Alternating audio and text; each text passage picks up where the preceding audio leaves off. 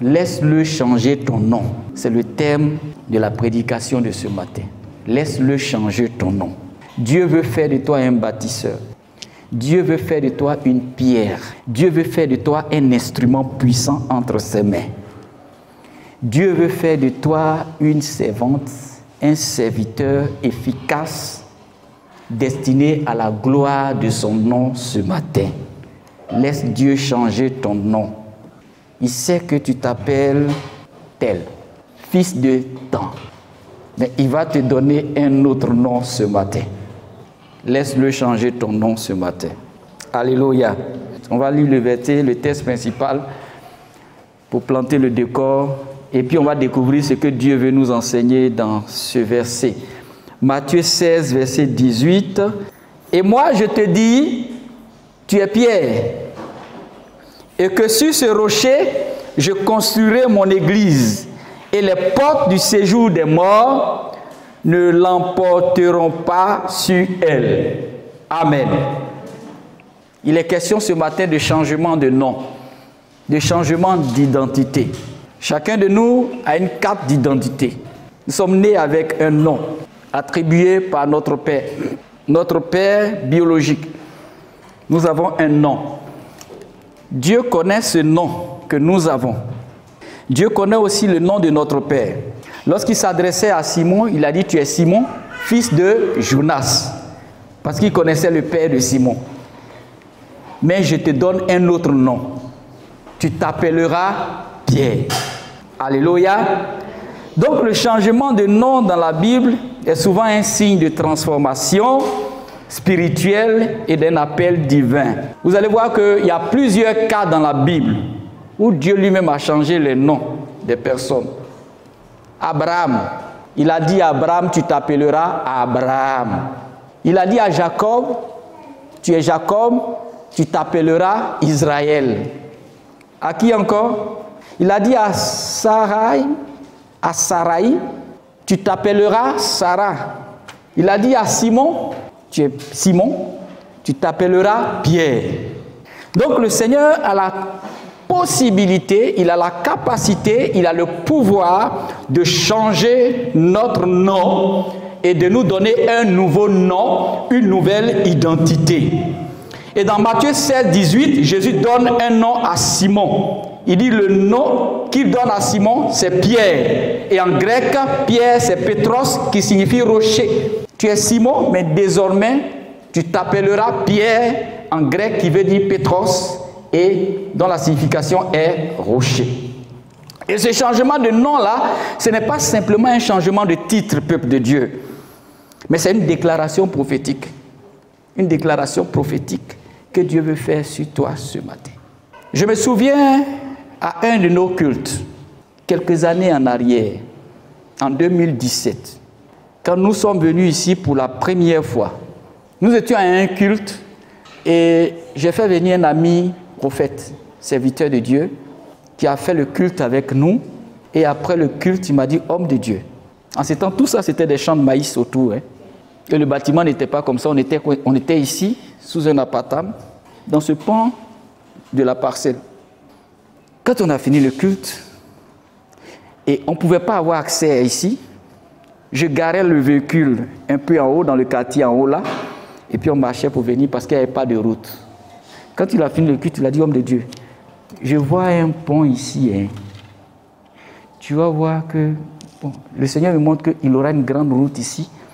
Et puis les gens vont partir à partir du pont, ils vont avoir accès à l'église. Il aura un grand immeuble là. J'ai saisi ça par la foi.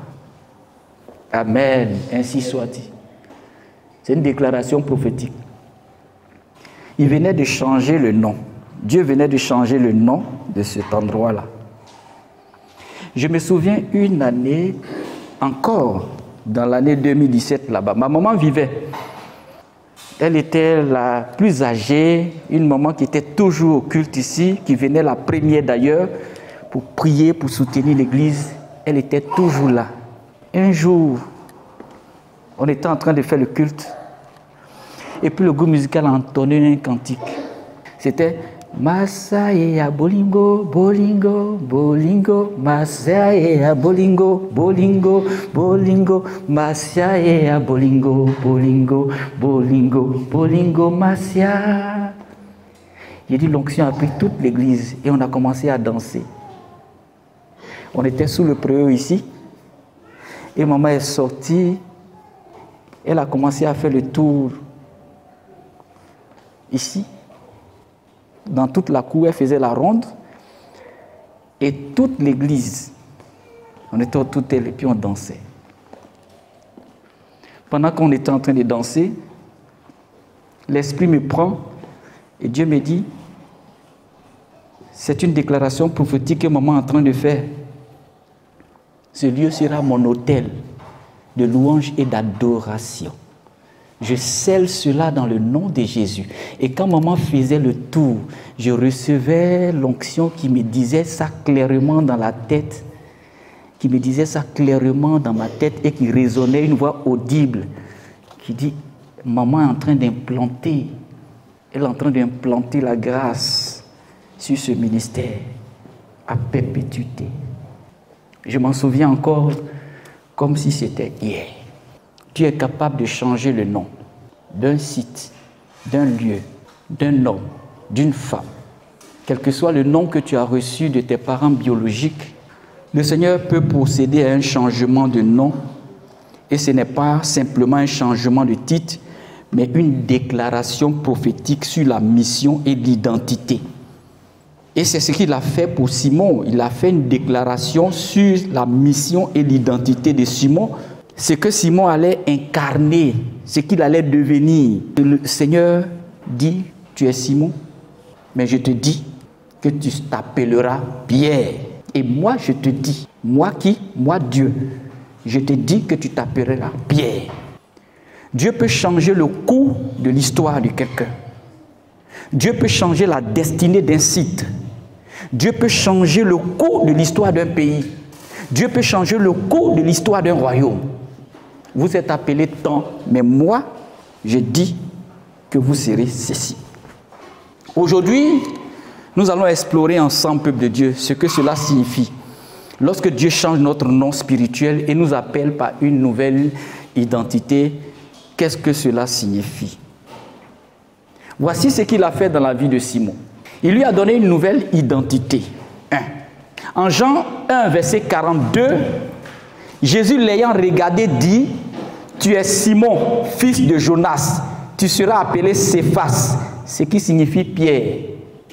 Quand Dieu nous regarde, avant même de rencontrer le Seigneur, c'était un homme ordinaire. Simon était un homme ordinaire comme vous et moi avant qu'il ne rencontre Jésus.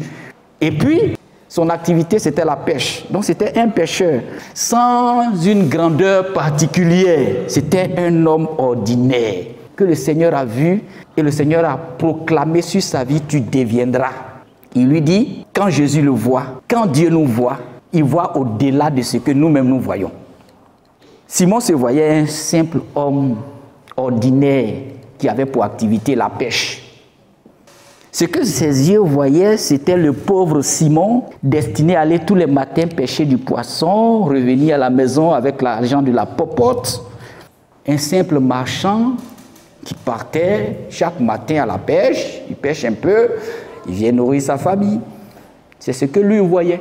Un jeune homme sans statut particulier, sans richesse, sans rien. Il avait juste le peu, le minimum, ordinaire comme vous et moi. Et Jésus le voit au-delà de l'homme ordinaire. Jésus voit au-delà de ce que toi tu vois actuellement. En tant que cet homme sans statut et sans moyens, sans avenir quelquefois, on se flagelle le plus souvent. Moi je ne peux rien, j'ai tout tenté mais je n'ai rien. J'ai perdu tout, je n'ai pas papa, je n'ai pas de maman, je n'ai aucun soutien. Vraiment, je me débrouille dans la vie. Mais Jésus, il ne te regarde pas comme un débrouilleur. Il te voit au-delà de ce que toi tu vois. C'est ce qu'il a vu. Il a dit à Simon, toi tu te considères comme homme ordinaire, mais moi je vois le surnaturel en toi. Toi, tu te considères comme quelqu'un qui est incapable, mais ce que moi je vois en toi, c'est ce que j'ai mis en toi, qui est spécial et qui fera de toi un homme grand, un homme élevé. Les grandes destinées sont le plus souvent combattues. Satan se lève parfois contre. Jésus voit au-delà de l'homme ordinaire et il va proclamer ce qu'il deviendra. Il dit un roc solide sur lequel son église sera bâtie. C'est ce que Jésus voit. Ce qu'il a vu en Simon, peuple de Dieu, Jésus voit en nous également ce que nous ne voyons pas encore. J'étais en train de causer avec quelqu'un, il me parlait de lui-même. Il dit, pasteur, vraiment, c'est difficile pour moi parce que j'ai essayé à plusieurs reprises, j'ai passé des concours, ça fait plusieurs années déjà, mais ça ne marche pas. Je suis diplômé, mais je n'ai pas encore d'emploi. Et c'est quand même difficile, la situation que je traverse. Je lui ai dit, c'est ce que toi tu vois. Mais tu es croyant, non? Il dit oui. Tu aimes Jésus? Oui. Tu as accepté le Seigneur? Ce que toi tu vois là, Dieu voit au-delà de ce que tu vois. Jésus voit en nous ce que nous, on ne voit pas encore. C'est pour ça que lorsque nous venons à lui, il nous donne une nouvelle identité. Toi, tu vois le simple nom Joséphine Cabran. Tu vois le simple nom Bablignon. Mais le Seigneur voit au-delà. Tu vois l'ordinaire. Mais l'ordinaire de l'homme là, Dieu, lui, son ordinaire, c'est le surnaturel. Simon était surpris du nouveau nom que le Seigneur lui a donné. Parce que Jésus veut en fait nous transformer de telle sorte que lorsque on vient à lui, il nous donne une nouvelle identité pour que réellement on ne sente pas sur nos vies le poids encore de ces anciens noms que nous avons. Parce que le Seigneur veut fonder notre vie sur une nouvelle chose, sur son plan, le merveilleux plan qu'il a pour nous. C'est ça. Il a déjà tracé le plan. Et c'est son plan-là. Il veut adapter notre vie à ce plan. Et voilà pourquoi il change notre identité. Il y a une mission divine que Dieu a confiée à Pierre. Et cette mission divine qui a été confiée à Pierre doit commencer avec la nouvelle identité. En Matthieu 16, verset 18 à 19, il est écrit, je vous livre le secret de la mission divine, je te donnerai les clés du royaume des cieux. Ce que tu lieras sur la terre sera lié dans les cieux, et ce que tu délieras sur la terre sera délié dans les cieux. Voilà la mission que Dieu confie à Pierre. Jésus ne bâtit pas son église sur des forces humaines. Jésus ne bâtit pas son église sur nos capacités intellectuelles. Mais le Seigneur veut bâtir son église sur la confession de Pierre. Parce qu'une fois, lorsqu'il a posé la question à ses disciples, « Qui dites-vous que je suis ?» Et Pierre a levé la main, il dit, « Tu es Christ, le Fils du Dieu vivant. » Il a reconnu Jésus comme étant le Christ, le Fils du Dieu vivant. Et c'est là le Seigneur a dit, tu es Pierre, et sur cette pierre, je bâtirai mon église. Donc le Seigneur Jésus veut bâtir son église sur la confession de foi. Ce que tu confesses de ta bouche. C'est à partir de ce que tu confesses de ta bouche que Dieu veut bâtir son église. Est-ce que tu reconnais qu'il est le Seigneur, il est le Christ, le Dieu vivant? Si tu reconnais que Jésus est le Dieu, le Christ, le Fils du Dieu vivant, tu es prêt à être une pierre que le Seigneur va utiliser dans le monde. Et c'est cela qui est sorti de la bouche de Pierre. Ce n'est pas sa force que le Seigneur a vue. Ce n'est pas sa capacité que le Seigneur a vu.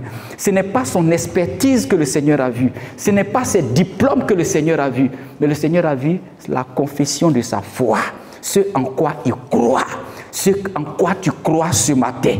Dieu veut utiliser ce en quoi tu crois pour bâtir quelque chose de fondamental dans ta vie. La foi, elle déplace les montagnes. Et le Seigneur lui confie les clés du royaume. De quel royaume pour vous? Selon vous, c'est de quel royaume? Il dit, je te donnerai les clés du royaume. C'est les clés du royaume des cieux. Et le Seigneur va lui dire, ce que vous allez lier sur la terre, ce que tu vas lier sur la terre sera lié dans le ciel. Ce que tu vas délier sur la terre sera délié dans le ciel. Tu auras la clé du royaume des cieux. Voici les miracles qui accompagneront ceux qui auront cru. Donc la clé de ce royaume, Jésus va confier à Pierre une autorité spirituelle qui va faire de Pierre quelqu'un qui a un rôle central dans la proclamation de l'évangile et dans l'établissement des églises. Et on a vu cela dans la vie de Pierre. Bâtir n'est pas facile. Construire n'est pas facile. Mais le Seigneur lui donne le pouvoir. Il lui donne l'autorité d'être un élément qu'il va utiliser, d'être une force qu'il va utiliser, parce que le Seigneur va mettre en lui une force, une puissance qui va être une puissance surnaturelle et qui va permettre à Pierre d'exercer cette autorité spirituelle, de jouer un rôle central dans la proclamation de l'évangile et dans l'établissement des églises. De cette même façon, peuple de Dieu, Dieu nous confie une mission unique dans son royaume, à vous et à moi. Et lorsque nous répondons à son appel, on participe à la construction de l'Église. Il faut qu'on le sache. Nous avons répondu à l'appel de Dieu et chacun à son niveau participe à la construction de l'Église. Mais en participant à cette construction, en nous, il y a parfois des faiblesses. Pierre aussi avait des faiblesses. Mais à côté de la faiblesse de Pierre, il y avait la grâce de Dieu. À côté de sa faiblesse, il y a la grâce. À côté de chaque faiblesse, il y a une grâce. En Luc 22, verset 31 à 32, il est écrit: Simon, Simon, Satan vous a réclamé pour vous cribler comme le blé. Mais j'ai prié pour toi, afin que ta foi ne défaille point. Et toi, quand tu seras revenu, affermis tes frères. Pierre était si fragile, peuple de Dieu. Pierre, malgré son nouveau nom, il a montré aussi des faiblesses. Pareil comme nous aussi, peuple de Dieu. Il a montré des faiblesses parce qu'il a régné 3 fois le Seigneur. Lui, Pierre, avec le nouveau nom, il a régné 3 fois le Seigneur. Lorsque Jésus devait être arrêté, ce jour-là, il a dit qu'il ne connaît pas Jésus. Il a été interrogé 3 fois par 3 personnes. Il a dit qu'il ne connaissait pas Jésus. 3 fois avant que le coq ne chante, Pierre avait régné 3 fois. Mais le Seigneur l'a restauré après la résurrection. Dieu voit nos faiblesses et il est capable de nous restaurer. Après la résurrection, Jésus l'a rétabli et il lui a posé la question 3 fois pour le rétablir. Il dit: m'aimes-tu? Pierre a dit: oui, Seigneur, je t'aime. Il a dit encore une fois: est-ce que tu m'aimes? Il dit: oui, je t'aime. La 3e fois: m'aimes-tu?